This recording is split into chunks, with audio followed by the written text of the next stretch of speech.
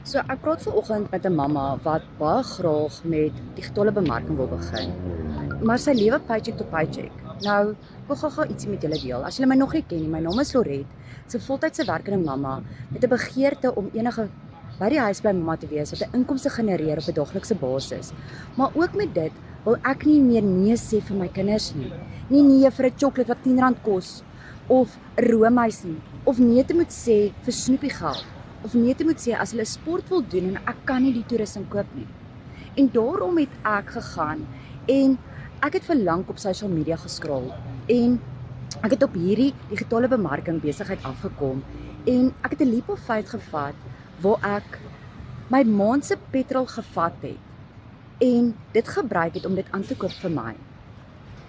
Waar ek nie meer hoef paycheck tot paycheck te leef nie.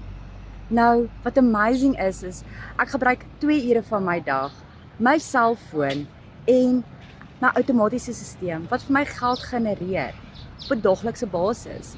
En dit is fenomenaal want ek kan nog steeds my daaglikse werk doen by my kantoor saam met my baas hulle.